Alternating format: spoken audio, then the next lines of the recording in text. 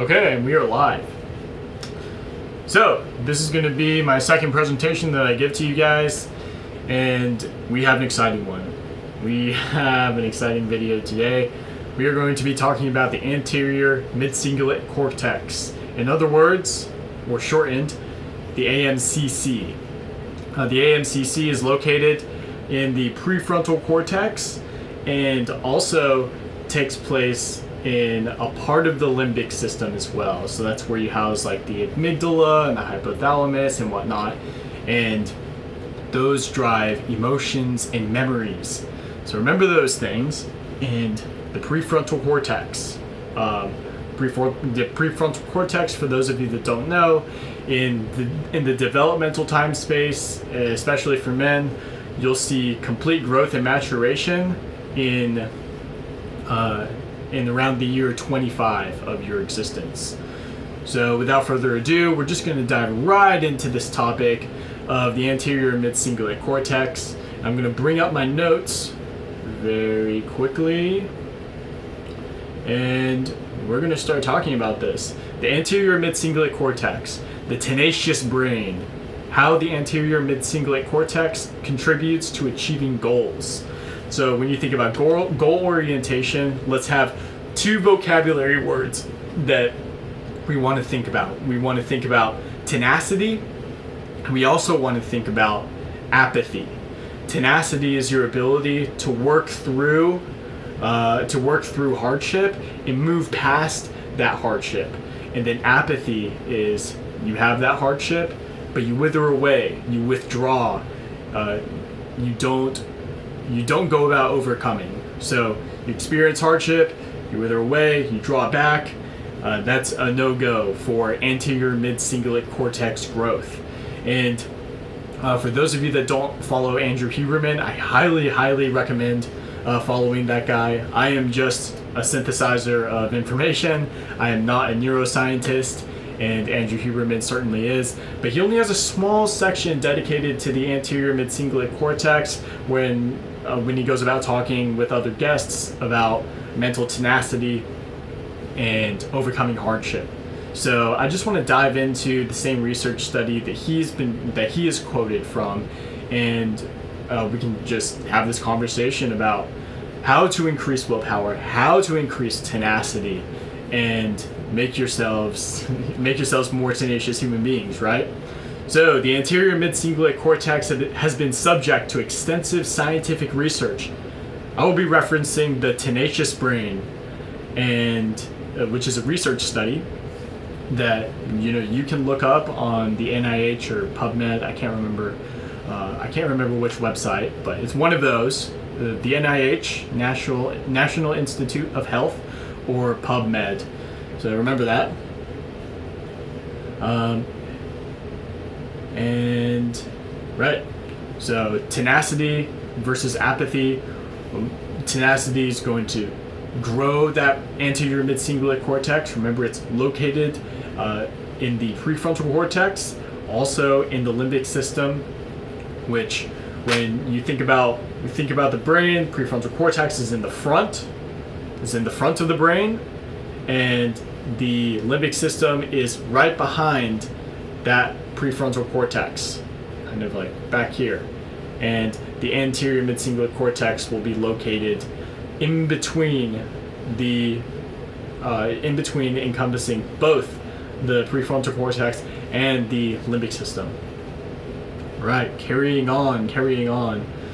This individual difference has received a great deal of attention in the recent years, as growing research indicates that individuals who persevere in the face of challenging situations show better life outcomes in the domains of health, academic achievement, and career success. If you think about an individual who is very, very tenacious, usually maybe even to the detriment of other parts of their lives, they become very successful in the thing that they're going out to attain. And if any of you guys lift weights or take part of the gym or any extracurricular or intramural sports, think about the individual who progressively overloads in that specific domain It's usually not a linear path to growth, but you stack up a stimulus and you come down, stack up stimulus, come down, stack up stimulus. Eventually you'll start watching that anterior mid-cingulate cortex grow and grow and grow over the course of time that you've embraced and persevered through difficult circumstances. All right.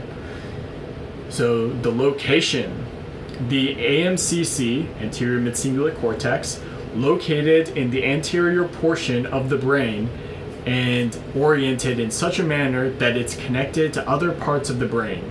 The AMCC integrates information from multiple brain networks to support its drive toward goal-oriented behavior. In other words, the AMCC doers not only operate autonomously, but in conjunction with the other parts of the brain, such as the limbic system and the prefrontal cortex, like we were talking about earlier, and is involved in decision-making, attention, and working memory. Now we're going to dive into the function of the anterior mid-cingulate cortex. Anterior mid-cingulate cortex might provide the motivational drive to perform actions, playing an excitatory or inhibitory role on these motor circuits. When we think about excitatory, and we're going to get into the chemical exchanges that will happen when the anterior mid-cingulate cortex is stimulated.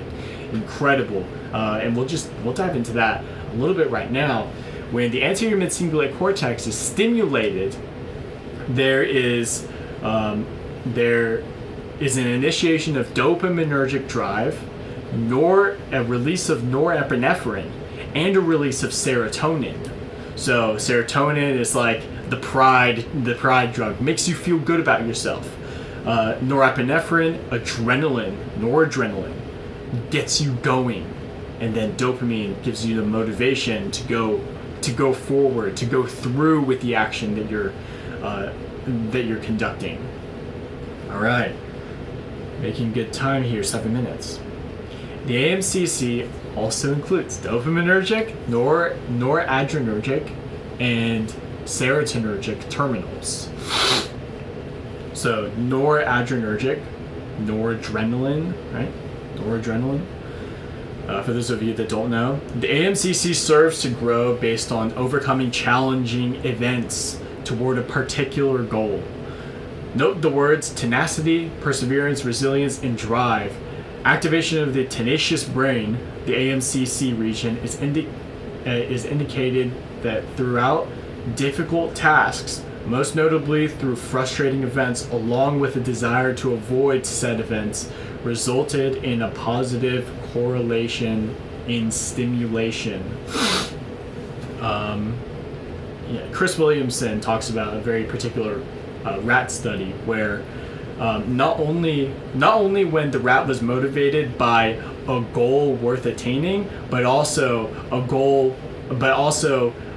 something fearful to run away from. So behind this specific rat that was being tested, they put the cheese, a stick of cheese in front of it, and wafted the scent of the cheese to the rat, and also wafted from behind the rat the scent of a cat, as if the cat was after him, about to chase him. So the rats that had that stimulus of both the cat and the cheese ran faster towards their goal than the rats who just had the cheese or just had the cat. Incredible. All right, next us out. So now we're going to dive into actionable steps. What can we do to create larger anterior mid-cingulate cortexes? And this is going to lead into a really interesting rabbit hole that we're going to dive down into just a little bit. I don't want to take too much of your time. Dive into a bit of a rabbit hole as far as like the research study goes in this research article. So, but first and foremost, actionable steps. Embrace the difficulties of the day, ranging from earlier wake-up times with less than optimal sleep in order to get to the events that you've promised yourself in attending. Jump into that cold bath, ranging from 37 to 50 degrees Fahrenheit, or simply going through some basic arithmetic and constantly getting stumped and solving the problem with the correct sequence and formula. Those math problems, right? Put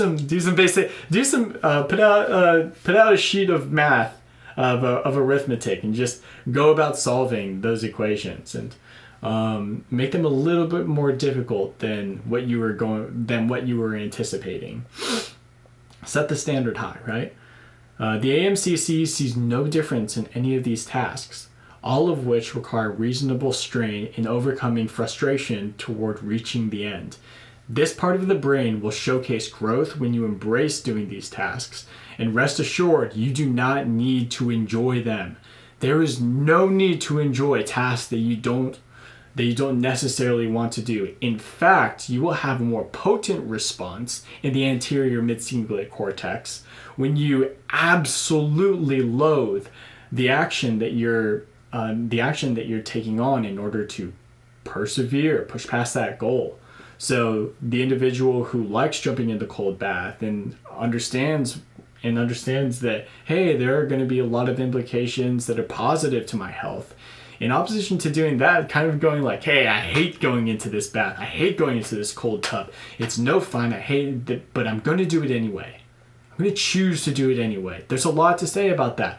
And it's proven that there has been more anterior mid-cingulate cortex growth from not enjoying the tasks that you embrace.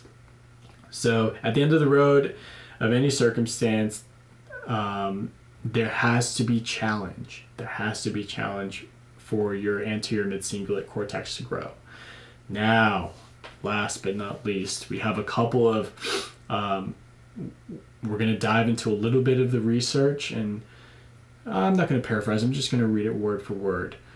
Clinical research in humans has also indicated that damage to the AMCC or its connections can produce profound motivational changes. Reports of damage to the cingulate cortex influencing motivation go back to Papez, 1937. And so that was a research study done in 1937 who observed. So Papez is a person that did this research study in 1937, who observed that tumors pressing on the cingulate cortex led to indifference to the environment. What did we say earlier? Apathy. Apathy is the antithesis of tenacity.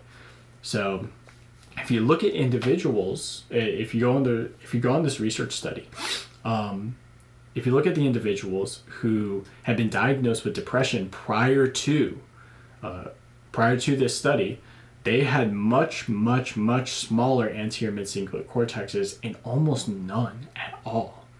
And in individuals who were noted as, very healthy and also succeeding in their workplace, or succeeding in academia, succeeding in physical fitness, or succeeding with their diet, individuals who lost a bunch of weight and adhered to a good diet, these individuals have much larger anterior mid-cingulate cortexes. Incredible. Those observed with the tumors pressing on the cingulate cortex led to indifference to the environment, change in personality or character, and stupor in a comatose state. More recent studies have connected damage to the AMCC region with motivational impairment, apathy, and inability to plan for long-term goals. So individuals who do have a more developed AMCC, if we're looking at this as the antithesis, individuals with a more developed anterior mid-cingulate cortex will also exhibit larger capability in long-term planning, or they do a better job conceptualizing long-term goals. Long-term goal setting and long-term goal attaining, because they understand the proper steps to take to go ahead and be more successful. And all right, so next we're diving into stimulation. This is my favorite. You may have heard this one from Andrew Huberman, but I'm just going to read it. I have to reiterate this. This one's incredible. Patients generally describing the experience of an anterior mid-cingulate cortex stimulation as evoking the feeling of preparing for a difficult challenge. So when this part of the brain is stimulated, I don't exactly know how that process works. In my head, you crack the skull open, you look into the brain, then you inject a needle down into the specific area that you want to innervate or that you want to stimulate with I guess it's electricity. So when these people's anterior mid-cingulate cortexes were stimulated, as one patient would put it, I started getting this feeling like what? Like I was driving into a storm, and like you're heading towards a storm, and you've got to cross the hill, and all of a sudden you're sitting there, and you're like, how am I going to get through that? How am I going to get through that? And you look into the storm, and they say, then what? And you go, I have to go through that. I have to go through the storm.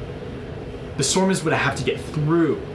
And in this study, they keep reiterating that. It's like, okay, well, yeah, they want to persevere. They want to get through the storm. So you have to get through the storm. That's what the stimulation of the anterior mid-cingulate cortex is all about. That's why there's a dopaminergic response. That's why there's a norepinephrine response. That's why there's a serotonin response. If any of you have ever been in a situation where you have this big challenge ahead of you, you don't exactly know if you're going to overcome this, and but for whatever reason, you know failure may be on the other side of that event. It's like, no, but I want to go through that. I need to do it. I need to accomplish that. And you swell up with pride, and you start breathing a little. Your respiratory rate increases, and you get excited even at the thought of accomplishing this goal, or like moving past this hardship. You get excited and like, no, I have to move through this. This is the only way to further the plot of my life, right? So incredible. So next, depression. Dysfunction of the anterior mid-cingulate cortex seems particularly relevant to motivational problems. Rather than hedonic components of depression, it has been shown that a degree of reduction in anterior mid-cingulate cortex volume predicts severity of apathetic symptoms of depression. Next, last but not least, aging. We could maybe later on in this channel we're going to start diving into longevity practices, and start taking a couple of notes from Peter Attia in how to live a more fruitful life, how to live a more effective life over the long span of your time here on this earth. And I'm only 25 years old. I don't have all the answers, but I can definitely look into the literature and then synthesize that data over to you guys over on this channel. So last but not least, we're going to be talking about aging. Emerging research suggests that exceptional cases of healthy aging may be associated with increased tenacity. Remember, increased tenacity is correlated with a larger anterior mid-cingulate cortex. While in the majority of elderly people, episodic memory function declines with age. Grady and Craik, 2000, Cancino in 2009. Accompanied by a number of age-related neurobiological changes, including structural atrophy, loss of intrinsic network coherence, and altered brain activity during memory games. There are exceptions. Multiple recent studies have identified a remarkable subgroup of elderly people known as superagers, whose performances on some cognitive measures is equivalent to middle age and even young adults, despite their advanced age. And now, like, why is that? Why that reason? Well, we talked earlier about adhering to a healthy diet, or adhering to maybe even a stringent diet, right? adhering to a stringent diet, having a physical fitness protocol, challenging yourself academically, doing things that require perseverance for you to move through that storm, for you to move those chains. Maybe the reason they age so well is because they have, it's because they've been improving in this realm of growing that anterior mid-cingulate cortex. So it just by nature of doing maybe not so much challenging things, but choosing the right habits over this long discourse of living your life. It wasn't necessarily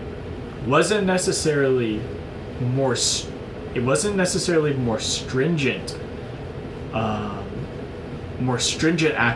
activity that they were adhering to, because if you think about it in like a weightlifting sense or a physical fitness sense, if you do a workout that's really, really hard, you're going to be bedridden for a couple of days after that, maybe even a couple of weeks. But doing something every single day that's small and minute enough, that challenges you just enough over the course of a long span, that you can maintain for a very long time without too much of a refractory period. Very, very interesting. Very interesting to look into how healthy AMCC or an enlarged AMCC also has a correlation with age. So that's the end of my talk, and there's not too much that I want to add to that. We really got into that as far as the research goes, and it was very, very thorough. I don't really have to elaborate too much on that. The citation, I will repeat: the tenacious brain, how the anterior mid-cingulate cortex contributes to achieving goals. Cortex, a journal devoted to the study of the nervous system and behavior. And it's written by Touroutoglou, A. Andreano, J. Dickerson. This was written in 2020, so very recent study, just 4 years old. So if you guys have the time, you can check out my Substack, and you can read the script that I was just reading here on this video.